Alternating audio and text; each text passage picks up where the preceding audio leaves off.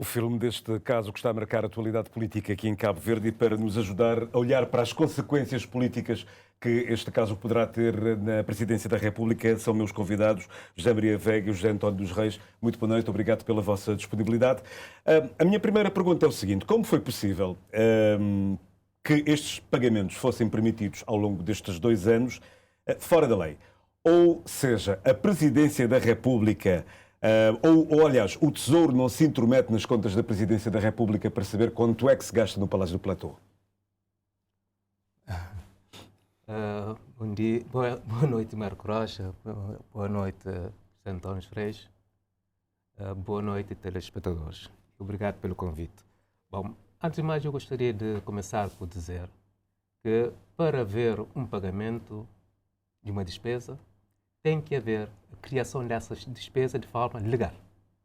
Se essa despesa não for criada legalmente, todo o pagamento também é ilegal. Quer dizer que o problema está também do lado do pagamento, fundamentalmente. Aliás, o engenheiro Hélio Varela escreveu qualquer coisa de muito interessante. Ele esteve na montagem do SIGOF. Ele diz que esse sistema SIGOF permite detectar, identificar qualquer irregularidade a qualquer momento.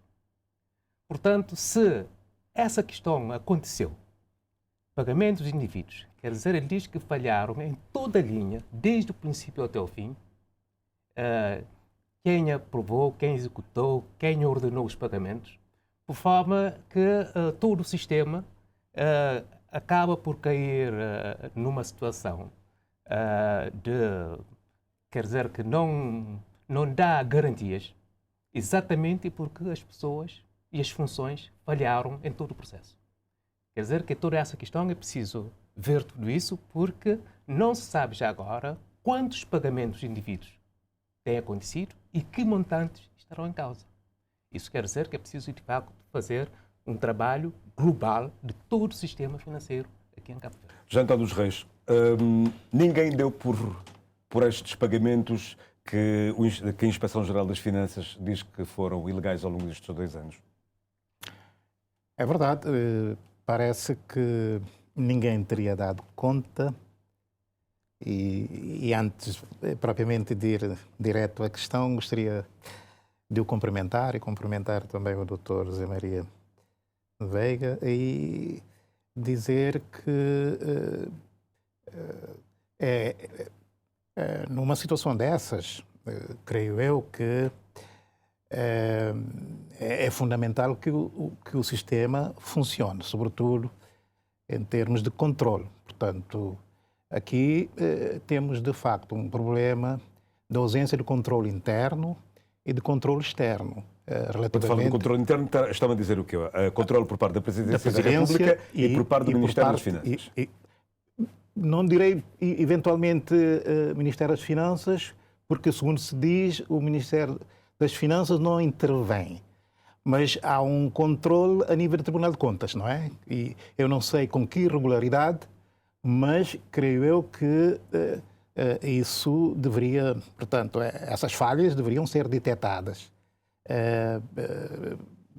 Quer a nível da Presidência, deveria haver um mecanismo, né, para se certificar, enfim, da legalidade e da regularidade, não é, dos processos e dos pagamentos, e a nível do Tribunal de Contas, não sei qual é a periodicidade, se é trimestral ou não, mas devem ser submetidas, por assim dizer, processos de pagamentos e movimentação da conta para que haja fiscalização mínima enfim, dos pagamentos e dos processos que são geridos a nível de cada instituição do Estado. Mas o mais grave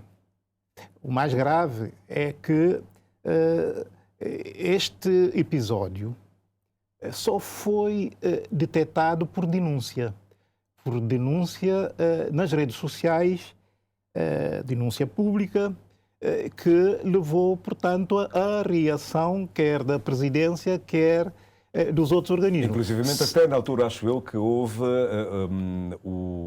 eu não diria o anúncio, mas que havia a perspectiva de se tentar perceber como foi possível esta fuga de informação e até agora nós não sabemos como foi possível.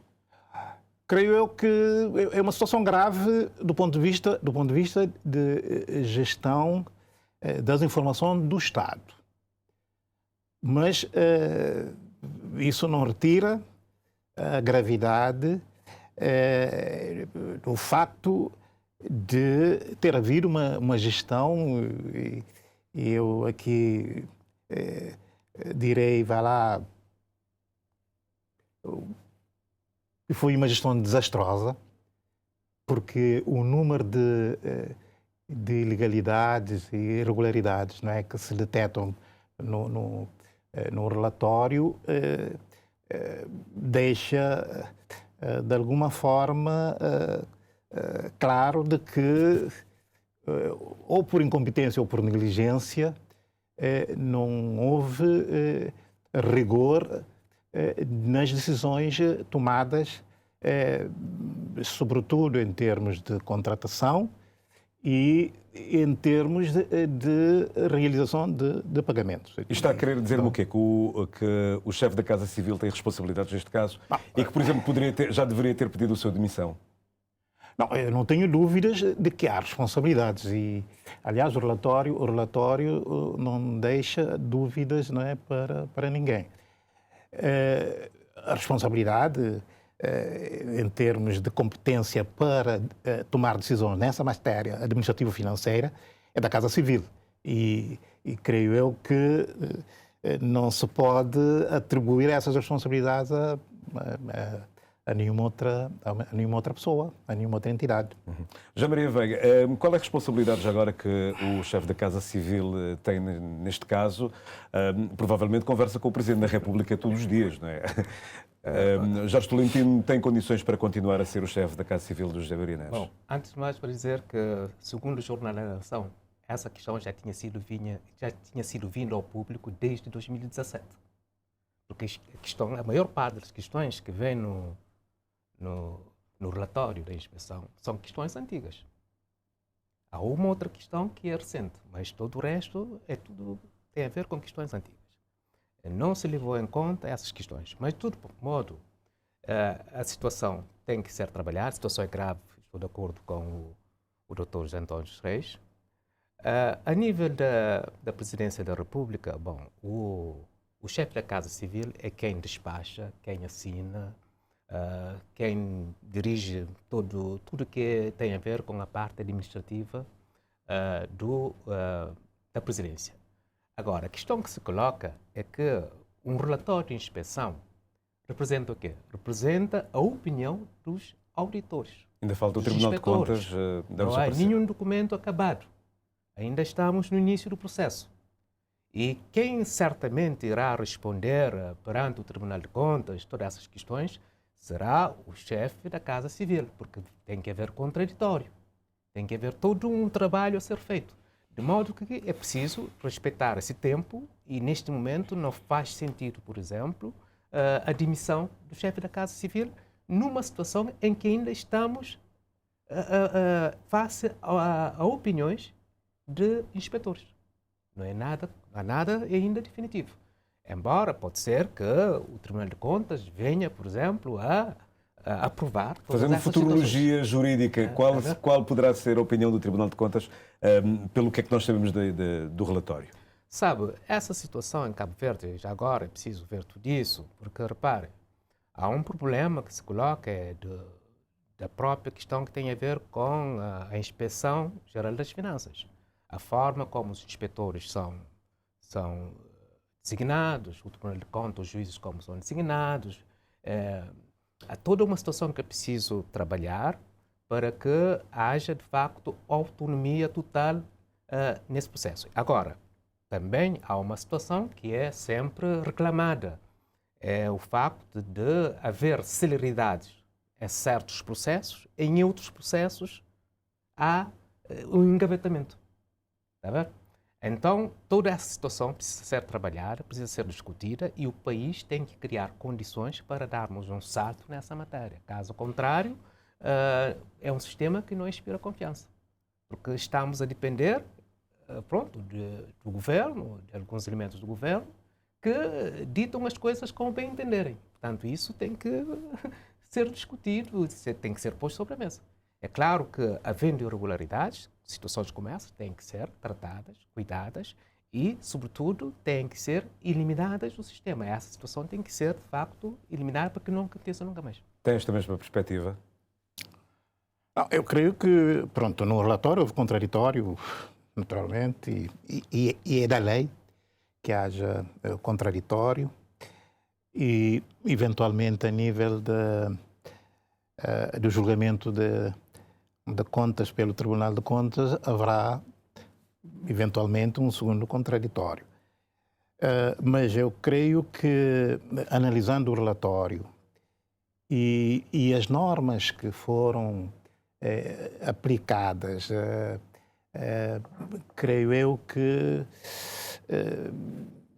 não ficam muitas dúvidas relativamente, por exemplo, ao Instituto de Requisição. O Instituto de Requisição alegado, né, pela Casa Civil,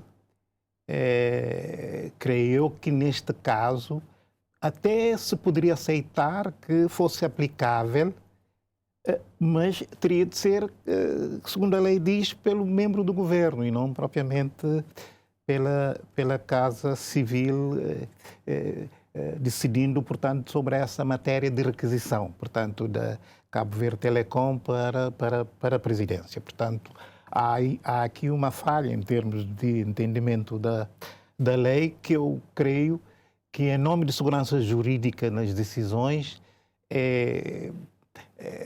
deveria-se ter consultado pelo menos mais do que um jurista antes de tomar uma decisão, uma vez que se trata de uma situação nova, não havia antecedentes e havia algum risco na tomada de decisão nessa questão.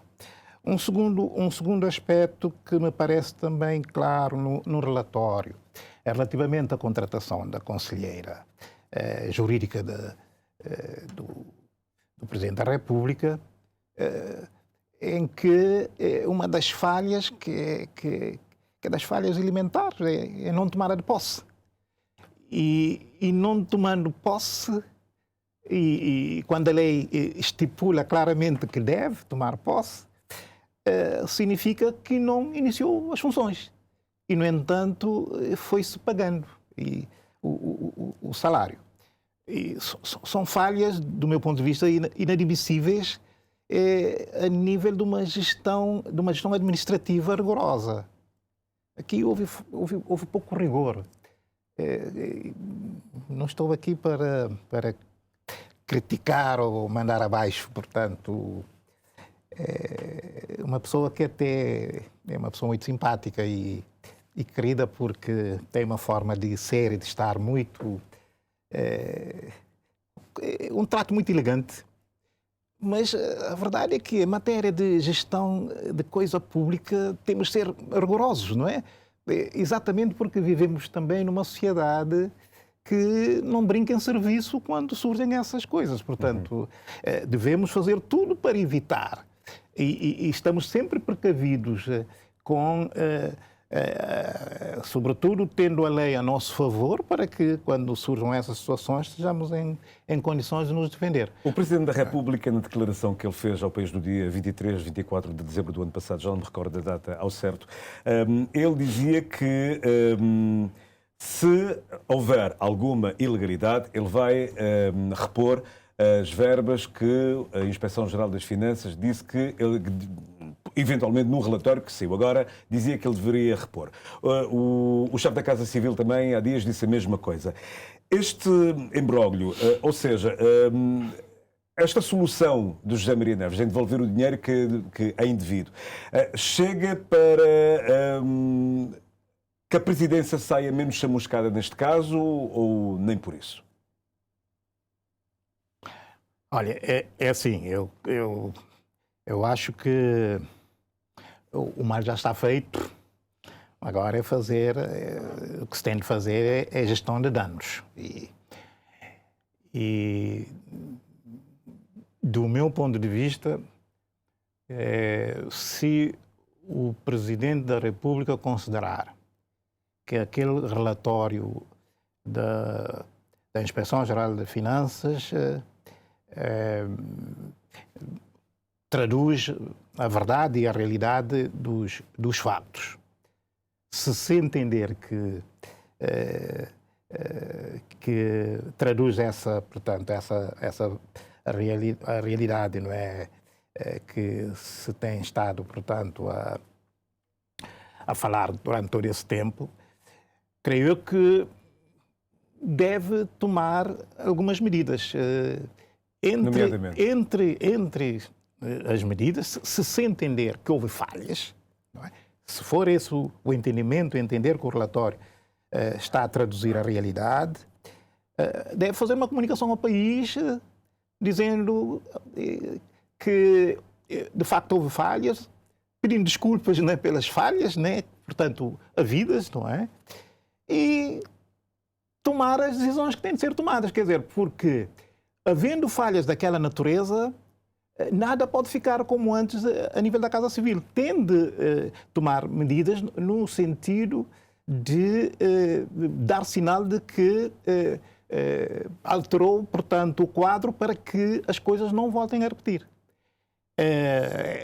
Creio eu que seria uma das saídas. Uhum. A outra saída é, se entender que realmente houve falhas e que assume solidariamente as falhas, né, com a Casa Civil, também tem saídas eventuais, mas de natureza política, não é?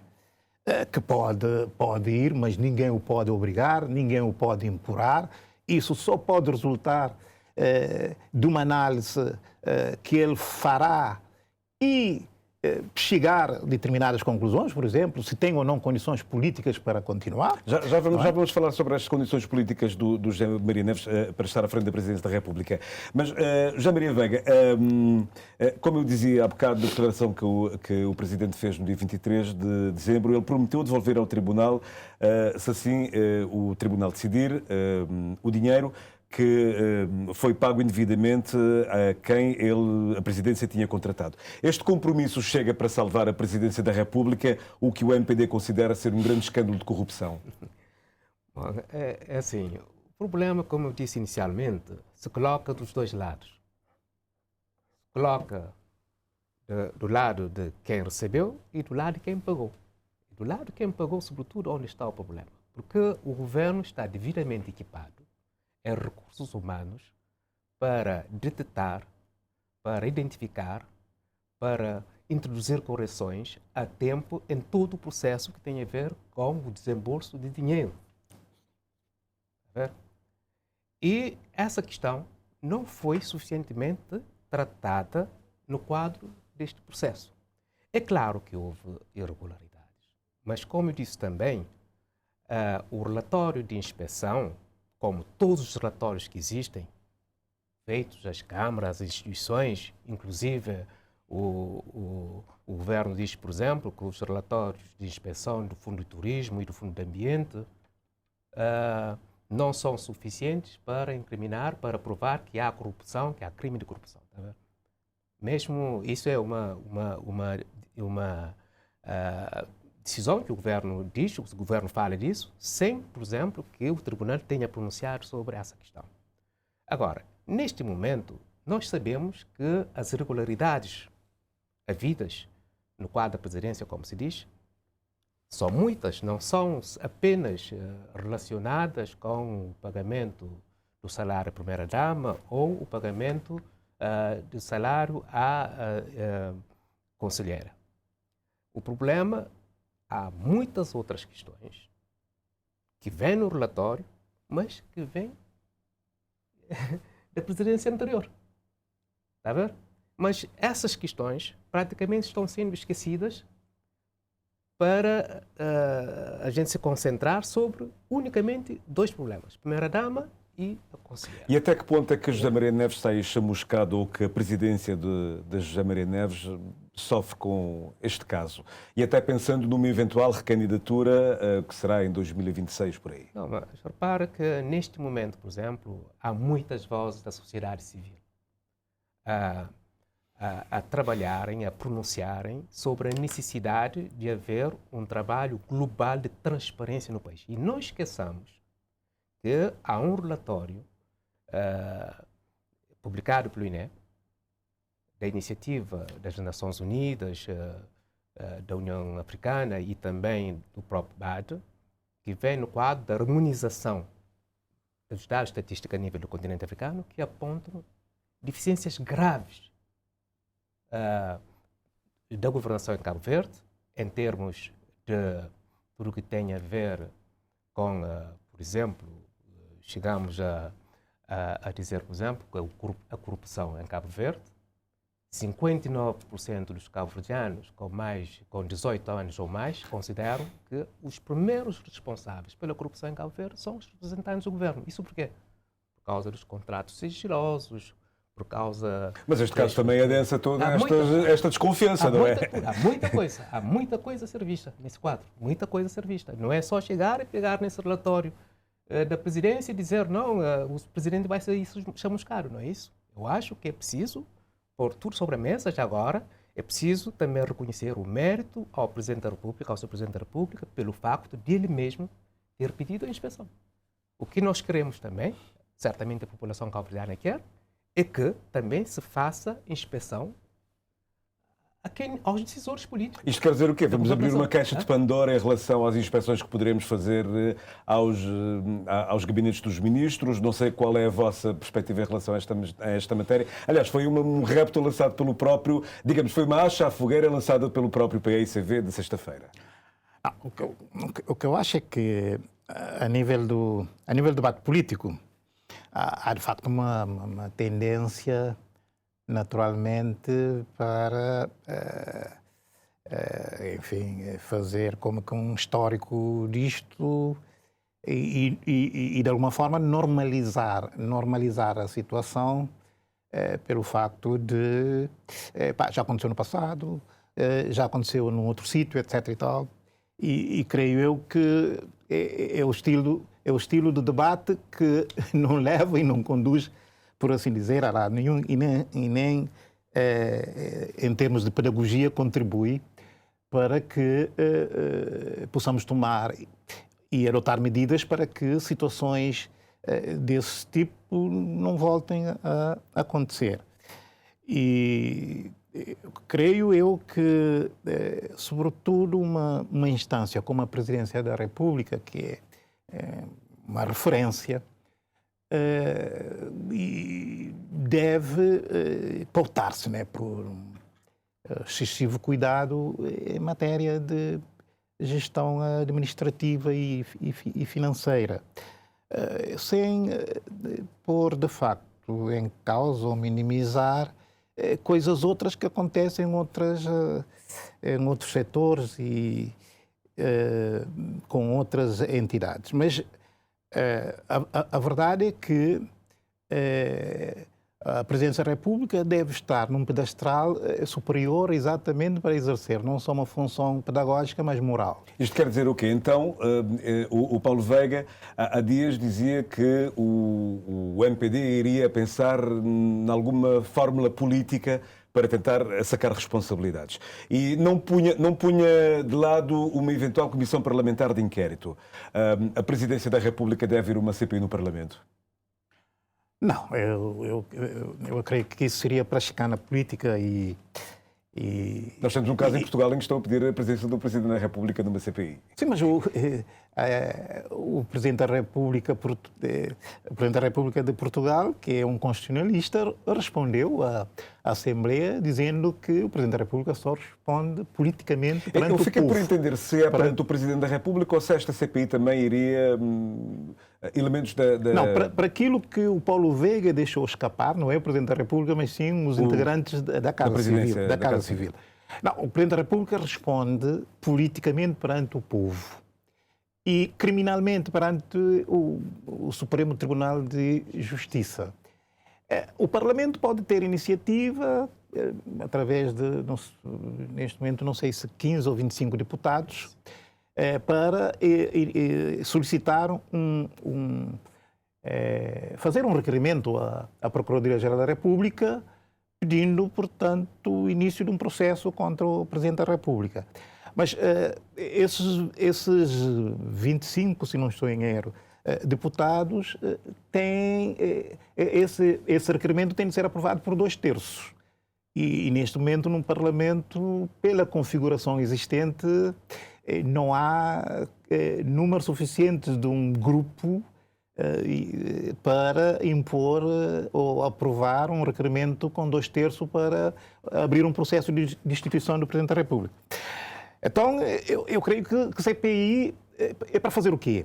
Já há uma intervenção da Inspeção-Geral das Finanças que, nas suas conclusões, e às vezes não se detém muito, não é, sobre esses aspectos fundamentais, nas suas conclusões decide propor ao Tribunal de Contas, suponho que a devolução em quatro situações. Portanto, a da primeira-dama, a da assessora, dos subsídios de compensação relativamente a subsídio de compensação em relação ao uso de viatura pessoal. E há uma outra situação... Se estou em erro, alguma responsável administrativa que terá recebido mais do que, se a memória não me falha, não tenho o relatório aqui à minha frente. Exato. Em que é proposto a devolução. Há duas situações em que são irregularidades, em que o relatório propõe, num caso, a renda de casa, a subsídio de renda de casa, que seja aprovada uma portaria para fixar. Portanto, não propõe absolutamente nada em termos de penalização ou devolução. E em relação a uma outra situação em que se propõe, portanto, a regularização em relação aos consultores, que o contrato que foi estabelecido não é um instrumento mais adequado, propõe a regularização da situação utilizando um outro instrumento. E o que se verifica é que quando há ilegalidades que suscitam dúvidas enfim, são criminosas, etc., geralmente os relatórios da inspeção não só enviam para o Tribunal de Contas, mas também para a Procuradoria. E neste caso não houve proposta para que o relatório fosse encaminhado para a Procuradoria. O que deixa, por assim dizer, no ar de que não encontraram ações criminosas nesses processos de irregularidade e ilegalidade e irregularidade. Jean Maria Veiga, o Paulo Veiga Dias dizia que era uma opinião pessoal. Ele afasta o cenário da destituição do Presidente da República, mas deixa aberto uma possível CPI à Presidência da República. Isto é possível, não é possível? Como é que uma CPI ou algo parecido poderia estar envolvido a Presidência da República neste caso? Não é possível desde já, porque a Constituição é muito bem clara. Tanto em termos dos órgãos da soberania, nós temos o Presidente da República, temos a Assembleia Nacional, temos o Governo e temos tribunais. E esses órgãos relacionam numa base de interdependência, de respeito, de separação e interdependência. Portanto, não é possível. Depois, a própria Comissão de inquéritos parlamentares, tanto o sistema jurídico, o regime jurídico de Comissão Parlamentar de Inquérito, exclui toda e qualquer possibilidade de o Sr. Presidente da República ser ouvido pela Comissão. Agora, querendo, o Presidente pode até, em questões que lhe interessa, pode inclusive dar uma explicação, mandar uma coisa por escrito, mas nunca ir ao Parlamento, numa comissão de CPI, estar lá a ouvir os parlamentares. Isso não. A outra questão que eu penso que também nós já discutimos aqui, desculpem voltar um bocadinho atrás, essa questão das devoluções, é preciso que fique claro. Devolução a partir de quando? Porque também por exemplo, se for para devolver recursos recebidos, por exemplo, no quadro de utilização das viaturas, e em outros casos, são questões que vêm do passado. Ou vai-se cingir apenas... Mas a devolução refere-se ao salário da Primeira-Dama e à... Sim, Não, não é muito só concreto. de Primeira-Dama. Não é só de Primeira-Dama e da Conselheira. Refere-se também às viaturas, porque os auditores dizem que essas questões não estão regulamentadas e sugerem que também seja devolvido. Em alguns casos. Uma última pergunta para os dois. José Maria Neves ainda não falou ao país. Ele já deveria ter dito alguma coisa. Não, eu acho que neste momento, bom, o Presidente é livre, portanto, quando quiser falar, pode falar, mas o problema que se coloca é que, de facto, um relatório de inspeção geral das finanças reflete a opinião dos auditores. Agora, a partir do momento que o Tribunal de Contas começar portanto, validar e com base jurídica, com base no contraditório, dizer que essas situações são tais, eu acho que sim, porque o Presidente, embora não sendo o responsável administrativo e financeiro da Presidência, mas ele tem responsabilidades políticas. Ele tem que dar um esclarecimento à sociedade. É uma questão de tempo, aguardar que as coisas fiquem mais claras, e a partir daí ele terá todo o tempo para pronunciar. Janta nos Reis, o Presidente já devia ter dito alguma coisa. Não, está dentro do seu timing para, quando entender, poder intervir e dar explicações públicas, está dentro ainda do prazo. O Presidente da República também não pode dar mostras de que está a agir sob pressão, tem de estabelecer realmente o seu timing para comunicar ao país. E eu creio que deve ser uma comunicação ao país com substância. Ou seja, como disse, se se entender que realmente aquele conteúdo do relatório corresponde à realidade dos fatos e entender que não tem de ficar à espera da decisão do Tribunal de Contas, deve antecipar, tomando medidas até para parecer que ele é que está a tomar conta da situação. Ou seja, neste momento parece que está numa situação de defensiva. Ele terá de sair dessa situação e dessa posição de defensiva para sair ao ataque. Mas para sair ao ataque tem de tomar decisões e, eventualmente, decisões dolorosas. E é isso que eu creio que caberá, eventualmente, ao Presidente da República, se querá ter iniciativa política de conduzir essa situação crítica, não é? Em que se encontra. Muito bem. Agradeço a José Maria Veiga e José António dos Reis por nos ajudar a olhar para este relatório de Inspeção-Geral das Finanças que foi publicado na segunda-feira em relação aos gastos da Presidência da República.